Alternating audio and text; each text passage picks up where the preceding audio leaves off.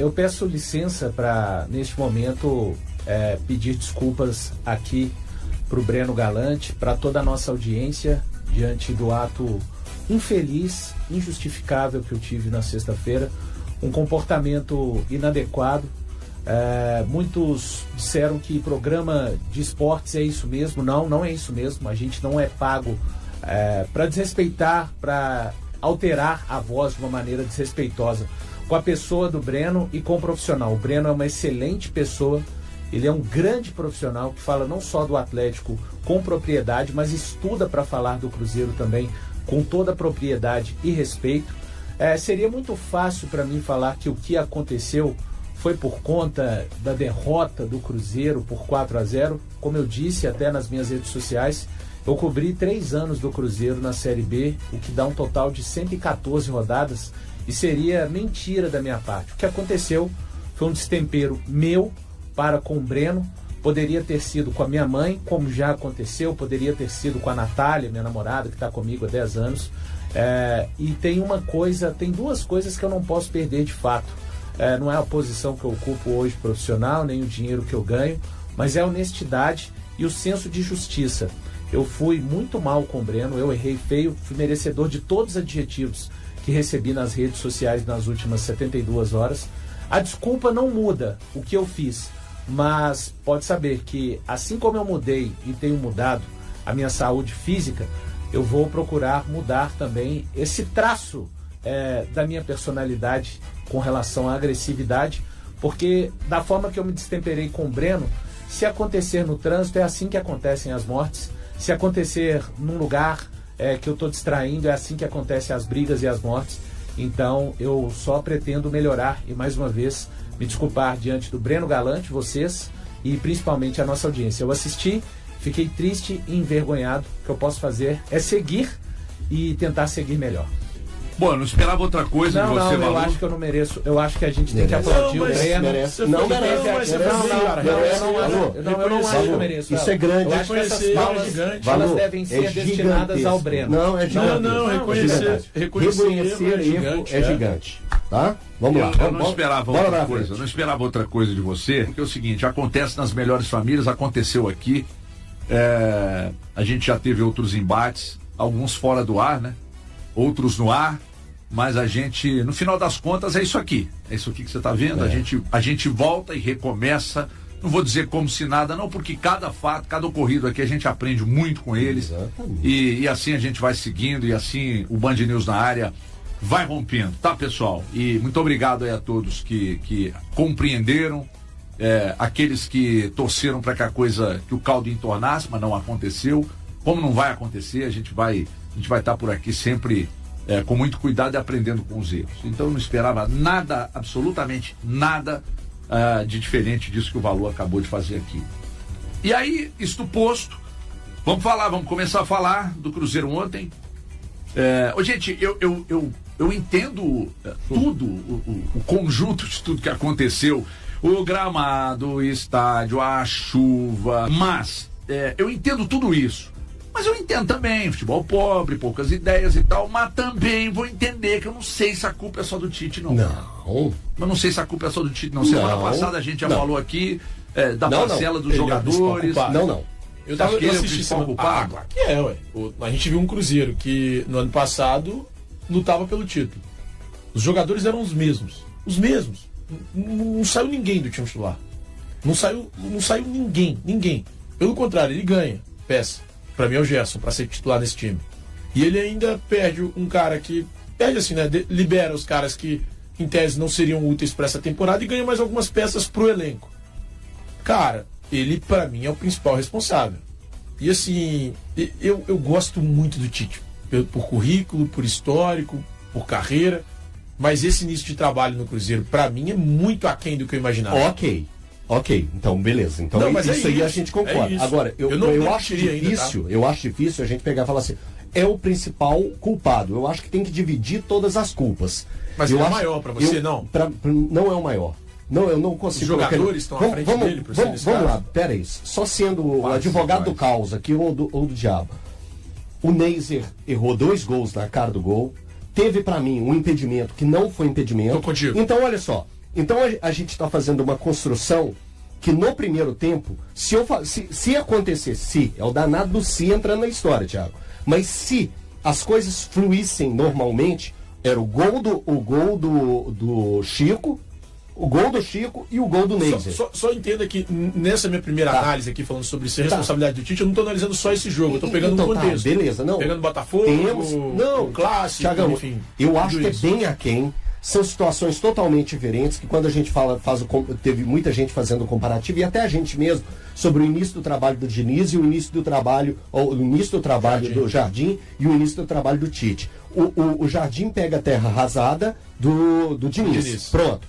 O Tite pega um trabalho consolidado e não está conseguindo dar a sequência a esses caras. Mas será porque não é início de temporada? Está usando o Campeonato Mineiro como uma pré-temporada? A gente tem que entender isso. O que está chocando o Cruzeiro agora nesse primeiro momento é a goleada dos 4-0. É isso. É a goleada. Porque estava dentro do plano que o Campeonato Mineiro... É claro que o Cruzeiro forçou a barra agora nesse jogo contra o Betim. Teve que colocar sua força máxima, e que não era um plano inicial. Teve que colocar o que tinha à disposição como máxima para pegar e conseguir a vitória, porque senão estava fora do campeonato estadual, e não é isso que o Cruzeiro quer nesse momento. O Cruzeiro quer ter o título do campeonato Mineiro. Mas eu pegando o combo só dos erros do campo, erros crassos, por exemplo, o gol que o Wanderson perdeu, era só a bola bater nele, ele direcionar a cabeça, que ele faria o gol, ele joga a bola por cima. O gol do Neiser, que o Neiser perde frente a frente, ele não pode perder. Depois ainda mais a função que ele tem. Não, assistência perfeita do Matheus Pereira. Então, assim, era para pegar e matar o jogo. Um jogo difícil, um jogo complicado, um jogo com chuva. A chance que você tem, Thiago, alfineta. Vai lá e finca. Por isso que eu entendo a sua colocação de pegar a enrolação. O Tite tem culpa? Tem. Mas ela precisa ser distribuída, Thiago. Então você está dividindo em partes iguais. Eu divido em partes iguais. Você divide em partes iguais? Não, porque o técnico é sempre 30% para mim. Que ele ainda vai insistir. E assim, o jogo foi horrível do Cruzeiro. Eu também estou com o valor. Jogo péssimo. O Cruzeiro não andou nada para frente no que diz respeito a aspectos do campo. Não teve nenhuma evolução. O Cruzeiro está exatamente no lugar de futebol pobre que está. Jogadores, falando do Tite, ele não vai mudar alguns conceitos, porque a forma que ele trabalha, a saída de bola do Cruzeiro é muito ruim. Ontem ele até mudou um pouquinho, ao invés de sair com os 2 zagueiros e um lateral, ele saiu com os 2 zagueiros e os 2 laterais. Uma espécie de saída com 4 jogadores. Isso, os 2 volantes continuando à frente. Ele ontem colocou o Gerson ao lado do Romero, tirando o Gerson daquela posição. Eu acho que o Gerson fez o jogo passar um pouco mais pelos pés dele, e até votei nele como melhor, né, naquilo que foi aquele jogo do Cruzeiro ontem. Você votar em algum jogador como melhor é uma atrocidade, mas é um exercício que precisa ser feito. Mas o próprio Gerson se ressente muito de um time que jogue coletivamente de uma maneira mais objetiva. O Cruzeiro chega no campo do adversário, é uma troca de passes muito morosa. Eu não acho que isso seja ordenado pelo Tite. Eu acho que isso passa muito pela questão técnica, física e de falta de atitude dos jogadores. Não é aquele time... o Cruzeiro hoje, a gente vê o Gerson se movimentando, ele toca em alguém que está parado, ele se movimenta e o entorno dele não se movimenta. Faltam aquelas movimentações. Era para o Kaique se movimentar, o Christian, que estava do lado esquerdo, se movimentar quando o Gerson se movimenta. Mesma coisa do lado direito, que a gente viu ano passado. Eu não acho que o Tite faça o pedido para esses jogadores ficarem imóveis no campo. Então, as partes que eu continuo colocando na conta do Tite é a parte da saída de bola, cruzamentos. Alguém precisa... O Tite falou que essa não é a característica do Cruzeiro. Ontem ele voltou a falar na coletiva. Um time de toque de bola. 46 cruzamentos mas aí, contra o Betim. Mas aí... 46. Mas a pergunta é atitude do jogador em executar dessa forma. Se ele está dizendo que não é o jeito dele jogar, e o time mete 46 cruzamentos para a área, onde eu coloco a dificuldade do gramado? Não, assim, vamos falar a verdade. O gramado dificultou, mas... Se o Cruzeiro jogou mal, horrível, péssimo, de maneira vexatória contra o Botafogo, o campo molhado ia ser mais difícil ainda para o Cruzeiro, né? Mas assim, eu não vou colocar eu não estou atenuando nada, tá? Eu acho que o Cruzeiro já está tendo muitas atenuantes, principalmente esse grupo. O trabalho do Tite merece críticas. Aliás, o Tite ontem chegou ao 7º jogo. Para recapitular, não é a mesma situação. O 7º jogo do Jardim foi o Mochuca e Runa. E o jogo seguinte foi o São Paulo. E vi assim, os jogadores têm que comemorar a vitória. Vi muito, uma coisa que eu observei ontem também, viu, HG? Apesar do campo as coisas não estarem acontecendo, o Tite está devendo a parte que eu acho que o técnico deve, os 30% dele. O grupo parece que está bem fechado com ele. Eu também acho. Depois no gol provou isso. Não só no gol. As coletivas de Romero e de Matheus Pereira me deixaram essa impressão. Então, mas assim, os caras gostam bastante dele. É importante dizer que o resultado de ontem do Cruzeiro não deixa o Cruzeiro perto da classificação. O resultado ontem do Cruzeiro evita uma eliminação que, para mim, é iminente ainda, matematicamente, tá? E que, se acontecer, eu vou colocar como o maior vexame da história esportiva do Cruzeiro. Eu coloco acima do rebaixamento, sim, de 2019, porque o rebaixamento de 2019 foram outras circunstâncias, principalmente institucionais. Então, assim, e a gente vai falar ainda da coletiva do Tite, ele trazendo o que já venceu. Com sinceridade, nenhum torcedor do Cruzeiro está interessado no que o Tite já venceu na carreira. Tá? Ele está começando do primeiro degrau aqui no Cruzeiro. E jogadores, novamente, né, venceram o Betim, parecendo uma comemoração de título da Libertadores. A comemoração... Eu acho que demonstra a fragilidade mental deste grupo, já no começo de ano, o momento de pressão que esses jogadores estão vivendo. E assim, todo mundo falou em virada de chave, né? Pois bem, eu acho que a pressão não alivia absolutamente em nada com a vitória de ontem. O Cruzeiro vai entrar muito pressionado contra o Coritiba a partir do jogo do Coritiba. Se o Cruzeiro consegue um bom resultado contra o Coritiba, vence o América, consegue somar um ponto pelo menos contra o Mirassol, que é terrível fora de casa, e vence o RT, aí sim eu vou acreditar numa possível mudança de rota. Mas ontem, para mim, não significa nada nesse sentido. Só um ponto, assim, porque... De verdade, eu entendo a importância do Cruzeiro vencer esse jogo, mas acho que a gente está vivendo agora um momento em que é muito mais importante o Campeonato Brasileiro. E me preocupa muito mais isso. Mas o Cruzeiro não demonstra isso. O Cruzeiro colocou o time principal. Colocou o time principal. O Cruzeiro deixa claro isso. O Cruzeiro deixa claro isso no discurso, deixa claro isso nas atitudes. Ontem a comemoração dos jogadores mostra que a importância que pro grupo tem o Campeonato Mineiro. Exato. Mas para mim, cara, hoje é muito mais preocupante o que o Cruzeiro pode apresentar ou não no Campeonato Brasileiro. Porque um início ruim, ele te entrega um final de temporada que pode ser ruim ou comprometer uma temporada inteira. O Campeonato Brasileiro, na temporada passada, o Cruzeiro consegue, nas primeiras rodadas, não na primeira, que na primeira ele perde, acho que, salvo engano, pro Internacional. Não, ele ganha do Mirassol. O Mirassol é a segunda, ele perde pro Inter, isso. Ele ganha do Mirassol, perde a segunda pro Internacional. Então, aquele início de temporada com a derrota pro Internacional, muita gente vai ter falado, complicado. Só que o Cruzeiro consegue, logo na terceira rodada contra o São Paulo, já uma guinada. E assim, o que eu tenho de expectativa é que esse Cruzeiro consiga essa guinada no Campeonato Brasileiro contra o Coritiba. Porque o que me preocupa é isso. É o Campeonato Brasileiro, de fato. É o que o Cruzeiro vai entregar daqui até o fim da temporada. O Campeonato Mineiro, eu entendo, cara, é legal ganhar, é gostoso ganhar, os caras querem ganhar, mas, velho, hoje, o que me preocupa Thiago, pode parecer pequeno, mas o que aconteceu ontem, a vitória da forma que foi, ela pode ser um marco até para a temporada. Porque o mental dos caras, queira ou não queira, estava abalado. Esses caras tinham perdido um pouco da sua confiança. Perdeu, olha só, o Cruzeiro vinha de 3 derrotas seguidas. Era isso, gente? Sim. 3 derrotas seguidas. Isso. 3 derrotas seguidas para um time consolidado igual é o Cruzeiro, pesa, preocupa. Esses caras ficam, caramba, o que está acontecendo com a gente? Então, a forma de extravasar ontem ao conseguir a vitória, eu acho muito legal. Eu valorizo esse tipo de coisa, independente se é um jogo contra o Betim ou se é contra o Flamengo. Olha, eu quero até pedir a Priscila para preparar o Tite aí, porque ele falou do aspecto físico. E aí eu quero até trocar uma ideia com vocês aqui, se vocês acham que há um problema físico aí. Me assusta realmente o Cruzeiro está correndo menos, mas principalmente diferente do que fazia no passado. Então vamos ouvir o Tite falando do aspecto físico do time e daqui a pouco a gente fala na volta. Persistência e a resiliência ela é fundamental no futebol.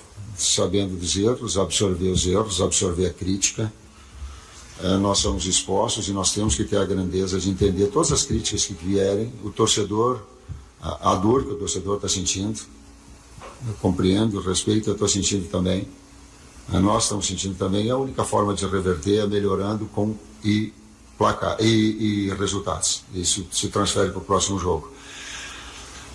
O ritmo, eu volto a bater. Daqui a pouco uma equipe que ela tivesse mais rodada, tivesse estrategicamente colocado ela jogando mais, ela estaria num estágio melhor. E eu preservei, talvez pela própria saúde de alguns, né? Mas alguns outros aspectos de efetividade também ela traz. E eu faço um adendo. Ela tomou o gol, ela continuou concentrada e esteve muito perto de fazer o empate. Depois do segundo, sim. Olha, eu sinceramente... O Tite não está vendo as coisas bem, me desculpa. A única coisa que ele está vendo, Valu, é que há uma pressão muito grande. Ele falou do João Marcelo, que o João Marcelo está muito bem. Pô, ele está expondo o João Marcelo. E na verdade está muito mal, principalmente fisicamente. Muito mal. Mas isso não é para passar confiança, não? Não é aquele discurso só para inglês ver? Cara... Que você dá um up no cara? Bom, eu acho muito preocupante toda vez que um técnico fala coisas que todo mundo está vendo completamente diferente. E principalmente... Para mim significa que a percepção dele também está equivocada. Valu, será que o Jonathan terá condição para quinta-feira? Ô Elton, eu acredito que o Jonathan, conversando com algumas pessoas, o Jonathan vai ficar fora do Cruzeiro por um bom período. Tá, e aí quem é o reserva imediato? O João Marcelo. Hoje o João Marcelo. Então, o Cruzeiro vai precisar ir ao mercado. Vai ao mercado, mas agora hoje... não tem dúvida. Antes a gente podia falar que era uma questão, você acha, eu agora tenho certeza. Então, aí, vamos pensar da seguinte forma. O João Marcelo é o nome. Ele é o cara. Então o Tite precisa passar o máximo de confiança para esse cara e trabalhar durante a semana nos aspectos que ele está se perdendo. Mas o problema maior é que você pode tratar isso internamente. Quando você trata no microfone, falando exatamente o contrário do que está sendo exposto... Alves apresentar algo abaixo do que o João Marcelo está apresentando no momento. Essa é a questão. Não tem como. Não tem como. Eu iria de Bruno Alves também. Eu lamento. Eu acho o João Marcelo muito bom jogador. Mas você acha que vai ser capaz, o Tite vai ser capaz de pegar e colocar o Bruno Alves no jogo contra o Curitiba?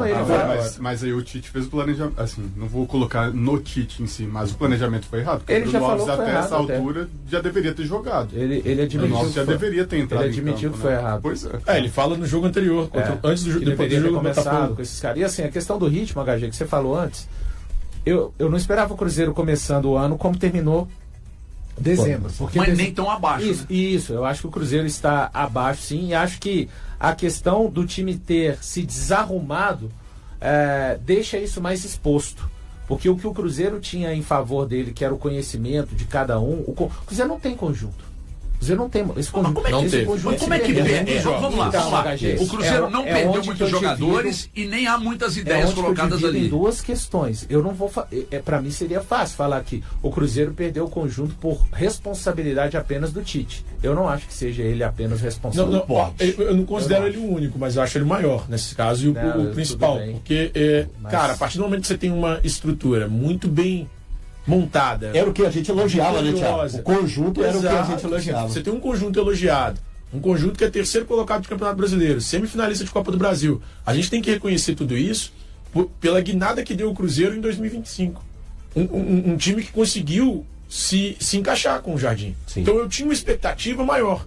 Óbvio, não esperava o Cruzeiro atropelando, pegando os times agora e metendo 3, 4, 5, 6, 7, 8. Eu pensei, vencendo... depois do jogo contra o Uberlândia, eu pensei que ia engrenar. Eu pensei no jogo porque do Uberlândia. Foi o primeiro que usou, né? Foi o primeiro, mas né? Você sabe que... Tem o gol do Romero, né, nesse jogo do Uberlândia, que é coisa linda, cinema. A bola vem tocando, até chegar no Matheus Pereira na grande área. Ele saindo do meio campo, chegar na grande área e rolar pro Romero fazer. Só que só uma coisa rapidinho sobre o Tite. Eu falei com vocês no intervalo e é o que eu penso realmente. Para mim, quando o técnico começa a fazer o que o Valu trouxe na primeira análise dele sobre falar currículo, cara, é que mostra que esse cara tá um pouco perdido. E aí um pouco perdido, talvez, não no Cruzeiro em si, mas no que ele entende na carreira. Quem a gente vê fazer isso com frequência? O Vanderlei faz isso com frequência, que é um cara que eu gostava muito. Mas o tempo passa, gente. O tempo vai passando para esses caras. E se ele não se moldar e se adequar à época, ele não consegue mesmo se manter e se sustentar. Mas quando o cara costuma fazer isso em entrevista coletiva, eu sou campeão de tudo. Eu ganhei Libertadores, Copa Sul-Americana, Copa do Brasil, Brasileiro, Mundial de Clubes. Me parece aquele cara que assim, peraí, vocês têm que me respeitar também pelo currículo que eu tenho. E cara, tem que respeitar, obviamente, pelo currículo que ele tem, só que o que ele tem que mostrar ali não é o currículo, ele tem que mostrar um bom trabalho. Se não tiver o que o credencie a ficar no Cruzeiro e manter esse bom trabalho, aí desculpa. Pois mas até onde vai o limite? O meu limite, eu tinha falado até anteriormente que eu achava que eram mais 3 jogos. Então agora... Só isso? Cara, Thiago. Se o time não apresentar minimamente, tem que mandar embora. Ele tem 7 jogos, então com 10 jogos você acha que já tá... É realidade, velho. Ryan Guilherme foi confirmado como novo jogador do Rio Ave, clube da primeira divisão de Portugal. O meio-campista de 23 anos foi negociado pelo Cruzeiro por 2,5 milhões de euros, aproximadamente 15,7 milhões de reais, e firmou contrato com a equipe portuguesa até 2030. O acordo incluiu a participação de 15% dos direitos econômicos que pertenciam ao Fortaleza. Com isso, o Cruzeiro ficará com cerca de 2,1 milhões de euros, em torno de 13 milhões de reais. E ainda preservou 10% dos direitos do atleta visando uma possível transferência futura. O Rio Ave, que ocupa atualmente a 13ª posição do campeonato português, integra o mesmo grupo gestor do Nottingham Forest da Inglaterra. A contratação de Ryan Guilherme foi considerada a mais inesperada do Cruzeiro na janela do meio de 2025. Pouco conhecido no cenário nacional, o jogador tinha vínculo com o Fortaleza e chegou ao clube mineiro após passagem pelo União Leiria, de Portugal. Sob o comando de Leonardo Jardim, o volante atuou apenas 3 vezes, mas o contexto no início da temporada apontava para um maior aproveitamento, sobretudo diante da possível saída de Wallace. Ryan começou 3 jogos do Campeonato Mineiro como titular, atuando em uma formação alternativa. O interesse do futebol português pelo jogador não é recente. O staff de Ryan já mantinha contatos com Edu Gaspar, dirigente brasileiro ligado ao grupo de clubes que controla o Rio Ave. Após conversas com o Cruzeiro e também com a comissão técnica de Tite, jogador e clube optaram pela concretização da negociação. E aí, galera, o que acharam? Deixem suas opiniões nos comentários. Não se esqueçam de deixar o like, se inscrever no canal e ativar o sininho para receber as notificações. Até mais, Nação Celeste! Vamos pra frente!